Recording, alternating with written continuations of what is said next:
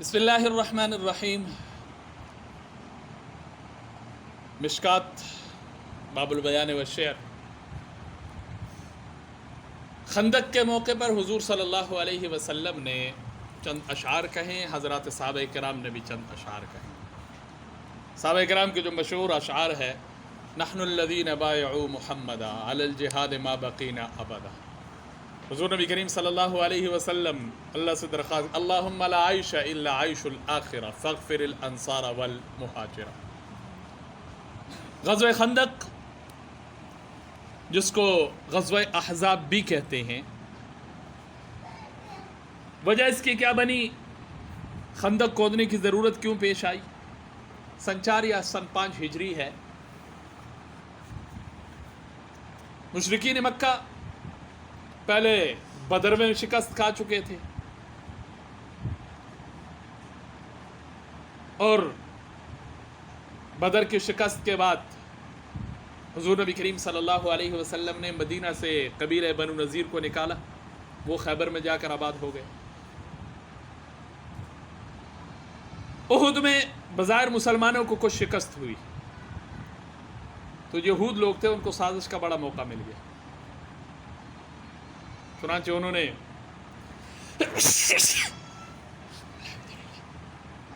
انہوں نے اس موقع سے فائدہ اٹھایا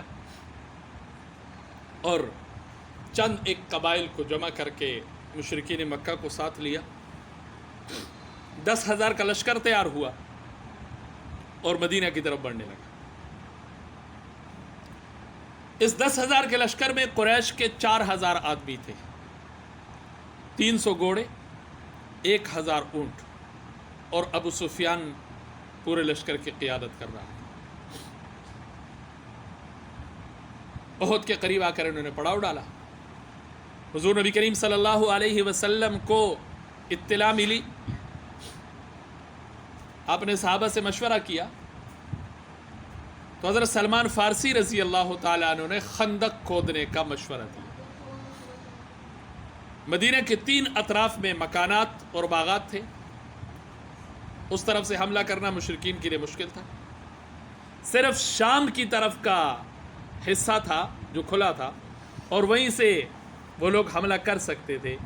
چنانچہ حضور صلی اللہ علیہ وسلم نے حضرت سلمان فارسی کے مشورے کو قبول کیا اور ادھر سے خندق کی کھدائی کا آغاز ہوا۔ 3,000 صحابہ کرام ہے جو خندق کی کھدائی میں مصروف ہے، اور آپ صلی اللہ علیہ وسلم نے ان 3,000 صحابہ کرام کے 10 کی ٹولیاں بنائیں اور ان کا حصہ ان کے حوالے کیا کہ یہاں سے لے کر یہاں تک تم، یہاں سے لے کر یہاں تک تم۔ جو خندق ہے اس کی لمبائی تقریباً 10 میل تھی، اور جب خندق کھود رہے تھے تو انصار اور مہاجر سب مل کر جو ہے رجزیہ اشعار پڑھتے جاتے تھے اور اپنے حصے کی کھدائی میں لگے تھے۔ بعض صحابہ جلدی فارغ ہو گئے تو دوسروں کے ساتھ لگ گئے۔ تقریباً 6 دن لگے تھے خندق کی کھدائی میں، بعض کہتے ہیں 15 دن، لیکن بعض 20 دن کی بات کرتے ہیں، لیکن 6 دن۔ سخت سردی کا موسم تھا، ٹھنڈی ہوائیں چل رہی تھی، قحط کا زمانہ تھا۔ حضور نبی کریم صلی اللہ علیہ وسلم نے اپنے پیٹ پر پتھر باندھے تھے۔ تو اسی موقع پر یہ جو کل ہم نے حدیثیں پڑھی، حضور نبی کریم صلی اللہ علیہ وسلم بھی خندق کی کھدائی میں صحابہ کرام کے ساتھ مصروف عمل ہے۔ ایک موقع پر ایک چٹان اس طرح کا سامنے آیا جو کسی سے نہیں ٹوٹ رہا تھا۔ صحابہ کرام نے حضور نبی کریم صلی اللہ علیہ وسلم کی خدمت میں آ کر عرض کی، اب صلی اللہ علیہ وسلم خود خندق میں اترے اور وار کر کے اس چٹان کو اب صلی اللہ علیہ وسلم نے توڑا۔ یہ جو خندق ہے اس کی لمبائی میں نے جیسے آپ سے کہا 10.5 میل ہے، اور اس کی جو عمق تھا، جو گہرائی تھی، وہ 5 گز کے قریب اس کو رکھا گیا۔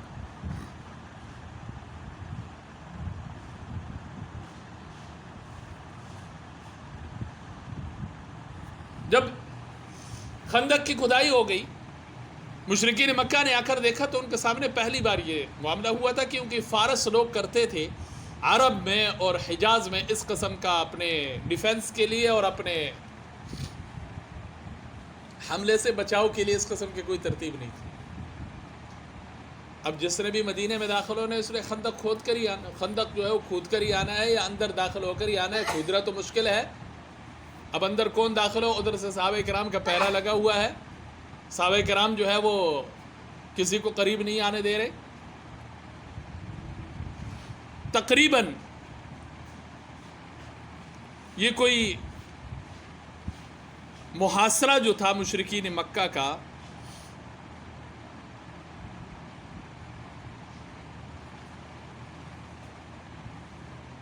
20 دن تک جاری رہا۔ بعض کے نزدیک 1 ماہ کی بات ہے۔ وہ تدبیریں سوچتے تھے کیا کریں، کہاں سے جائیں، کیا کریں۔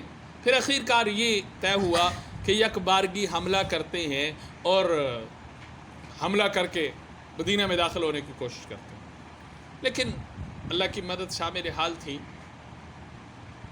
اور جو بھی خندق کھودنے کی خندق جو ہے پار کرنے کی کوشش کر رہا تھا، حضرت علی رضی اللہ تعالیٰ عنہ نے بھی کئیوں کو ٹھکانے لگایا، اور بھی صحابہ کرام ہے جنہوں نے خندق پار کرنے والوں کا جو ہے وہ کام تمام کیا۔ پھر ایک دن ایسا ہوا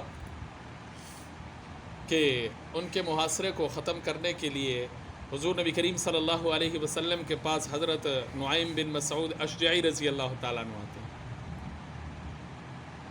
قبیلہ غطفان کے سردار تھے، مسلمان ہو گئے تھے۔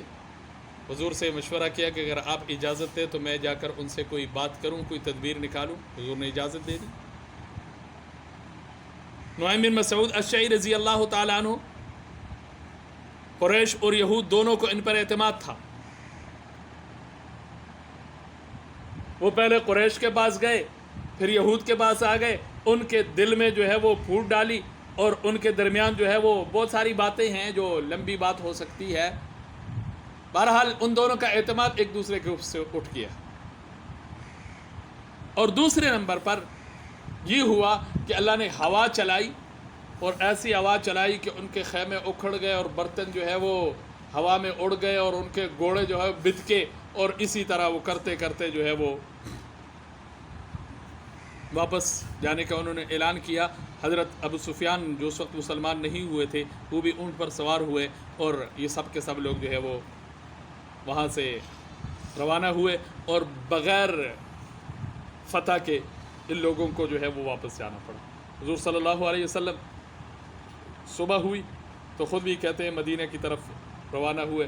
لا الہ الا اللہ وحدہ، کہ اللہ وہ ذات ہے جو اکیلی ذات ہے جس نے اپنے بندے کی مدد فرمائی، اور جو لشکر کفار ہے اس کو اللہ نے شکست دی۔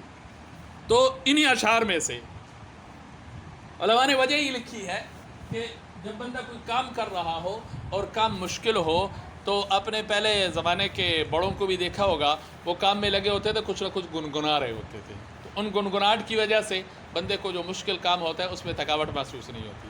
تو آپ صلی اللہ علیہ وسلم بھی صحابہ کرام کی موجودگی میں یہ اشعار پڑھتے، لولا اللہ مہتدینا ولا صلینا ولا صدقنا ولا صلینا فانزلا سکینۃ علینا وثبت الاقدام الا قینا ان الاولی قد بغوا علینا اذا ارادوا فتنۃ ابینا ابینا، اور ابینا ابینا پر آپ صلی اللہ علیہ وسلم اپنی آواز کو ذرا بلند کرتے تھے۔ پھر تھوڑا سا پس منظر تھا ان اشعار کا اور غزوہ خندق کا۔